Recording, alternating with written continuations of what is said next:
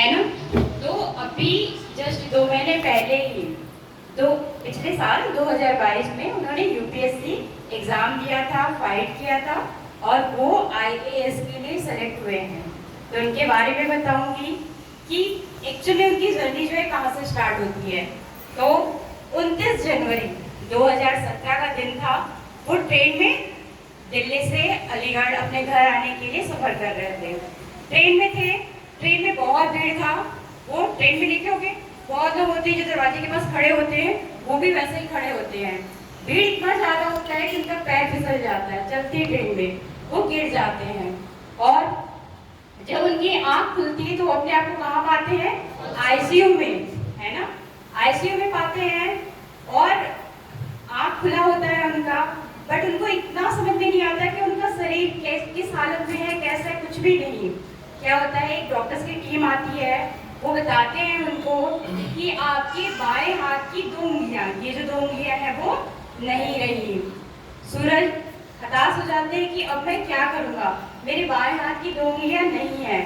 ऐसा वो सोच ही रहे होते हैं कि कुछ घंटे बाद फिर से एक डॉक्टर्स की टीम आती है। अब की बार वो डॉक्टर्स की टीम उसे पूछते हैं कि तुम्हारा नाम क्या है, कहाँ रहते हो, जो भी है वो बताते हैं कि उनका नाम क्या है, सूरज तिवारी है। और फिर वो जो डॉक्टर्स होते हैं बताते हैं कि आपके साथ ऐसा ट्रेन हादसा हुआ, आपका जो राइट हैंड है, आप देख रहे होंगे फोटो में, है ना, उनका जो राइट हैंड है वो अब नहीं रहा। फिर से अब तो और भी ज्यादा हताश हुए होंगे सूरज जी, और फिर से वो लगभग ऐसे ही सोच रहे होते अब मैं क्या करूंगा, मेरे दोनों हाथ ऐसी स्थिति में है।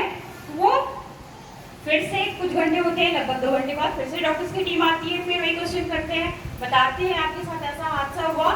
और फिर वो बताते हैं कि आपके जो दोनों पैर हैं वो नहीं रहे। अब आप सोच सकते हो क्योंकि मनोदशा कैसी रही होगी, है ना, पूरी तरह से लगभग टूट ही चुके थे। अब तो जीने की आस भी शायद वो छोड़ दिए रहे होंगे। ऐसे कंडीशन से फिर होता है कि 2 घंटे बाद फिर से डॉक्टर्स की टीम आती है। अब सूरज सोचते हैं कि 3 बार डॉक्टर्स की टीम आई और उन्होंने मुझे मेरी स्थिति से अवगत कराया, अब क्या बोलेंगे वो। इस बार जो डॉक्टर्स की टीम आती है बुरी खबर नहीं देते हैं, वो मोटिवेशनल वीडियोस दिखाते हैं, ऐसे व्यक्तित्व के बारे में बताते हैं कि जिनके दोनों हाथ दोनों पैर नहीं है, लेकिन वो आज बहुत ऊंचे मकाम में है। आप भी फ्यूचर में प्रोस्थेटिक लेग्स, जो आर्टिफिशियल लेग्स होते हैं, वो लगा सकते हो, हाथ लगा सकते हो और एक सामान्य व्यक्ति जैसा जीवन यापन कर सकते हो। ठीक है, डॉक्टर्स ने तो ये सब कह दिया, लेकिन क्या सूरज वाकई इस कंडीशन में रहा होगा, अपने आप को इतना मोटिवेट कर पाया होगा? वो नहीं, वो उस समय टूटा हुआ था। ठीक है, ऐसा करते करते लगभग 4 महीने एम्स में उसकी वहाँ पे उनको ट्रीटमेंट दी जाती है।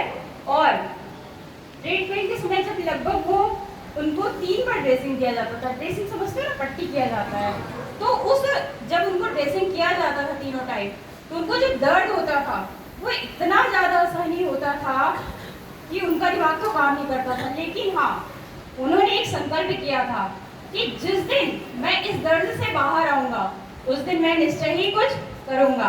आप लोग भी देखे होंगे, जब आप लोग एग्जाम देते हो, रिजल्ट आने वाला रहता है, मन में प्रार्थना करते होगे कि हे भगवान पास हो जाए, अगर थोड़ा बहुत कुछ कमी रह गया आप इसमें निकाल दोगे तो अगली बार बहुत अच्छे से मेहनत करेंगे, करते हो ना। लेकिन क्या आप लोग अगली बार फिर से मेहनत करते हो उतना? शायद नहीं, भूल जाते हो आप अपने से, अपने आप को क्या वादा किए थे, है ना। लेकिन सूरज ऐसे नहीं थे। जब वो दिल्ली एम्स में ट्रीटमेंट के लिए आए हुए होते हैं, उस समय क्या होता है, एक जेएनयू आप लोगों ने सुना होगा, दिल्ली में यूनिवर्सिटी है ना, तो वहाँ के एक प्रकाश सर होते हैं, वो आते हैं, देखते हैं सूरज, आप देख रहे होंगे किसी भी फोटो में उदास है क्या? नहीं है। तो वहाँ पे भी क्या होता है, वो वैसे ही स्माइल करते हुए अपने ट्रीटमेंट के लिए आए रहते हैं। तो प्रकाश सर जो होते हैं उनको कहते हैं, तो उस समय तो उन्होंने सिर्फ 12th किया था। और आपको बता दूं, उनके घर की जो आर्थिक परिस्थिति थी वो इतनी बुरी थी कि उनके पिताजी जो है वो टेलर थे, है ना। आप समझ सकते हो टेलर कितना कमाते रहे होंगे, तो बहुत ही बुरी स्थिति थी।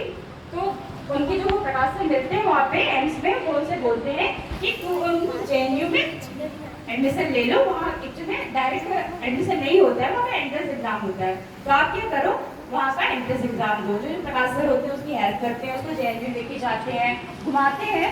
और वहाँ पे भी JNU में बहुत सारे जो बच्चे होते हैं वो कैसे होते हैं, डिसेबल होते हैं। डिसेबल तो मतलब समझते हो, फिजिकली कुछ ना कुछ प्रॉब्लम होती है सभी को, लेकिन सभी के अपने संघर्ष है ना। सभी बच्चों को वो देखते हैं, उनसे वो सूरज जो है मोटिवेट होते हैं और फिर वो JNU के एंट्रेंस एग्जाम के लिए एग्जाम देते हैं। और उसके बाद वो घर लौटे ही होते हैं, बस 4-5 दिन होता है। उनका बड़ा एक भाई होता है और उसकी क्या हो जाती है, मृत्यु हो जाती है। आप देख रहे हो पहले ही कितने परेशान, ऊपर से फिर एक और घटना। कोई बात नहीं, सूरज हिम्मत नहीं हारते हैं और वो फिर से JNU का एंट्रेंस एग्जाम देते हैं। इस बार वो JNU में सेलेक्ट हो जाते हैं।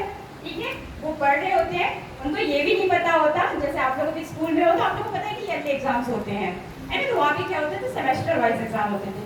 ठीक है, उन्होंने फर्स्ट सेमेस्टर का एग्जाम दिया, पढ़ने में अच्छे थे, फर्स्ट सेमेस्टर क्लियर कर लिया। देखिए सेकंड सेमेस्टर के लिए क्या हो रहा है, डिफिकल्टीज आ रही है।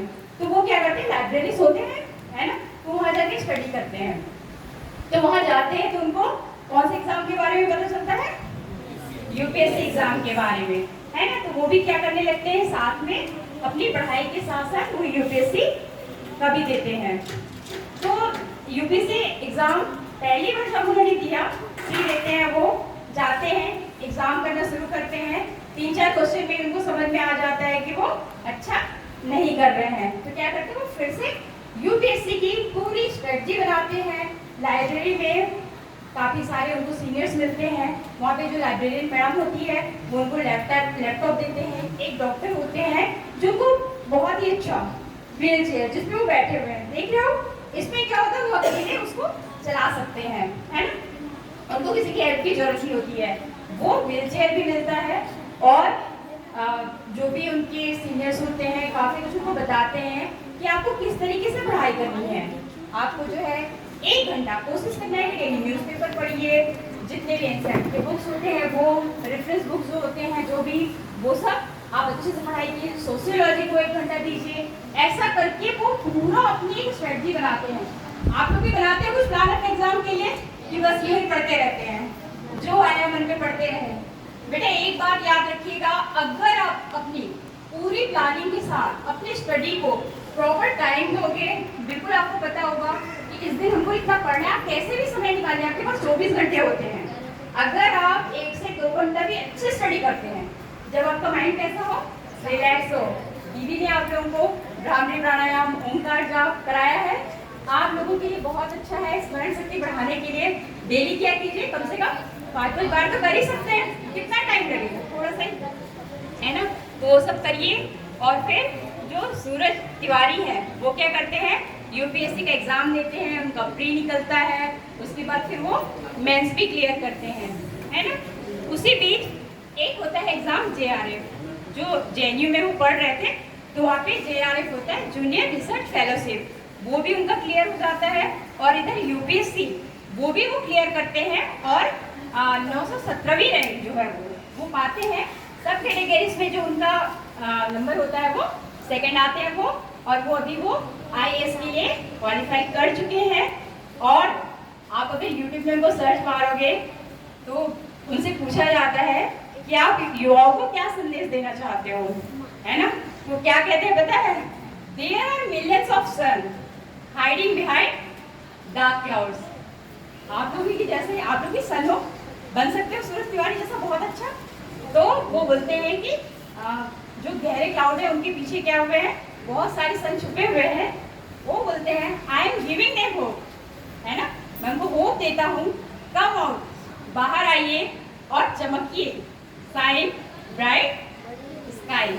ठीक है, उनका ये संदेश होता है। वो ये भी कहते हैं कि मेरे 2 पैर हैं, मैं चल तो नहीं सकता, लेकिन मेरे हौसलों के पंख हैं, मैं उड़ सकता हूँ। ठीक है, धन्यवाद। आपने सूरज तिवारी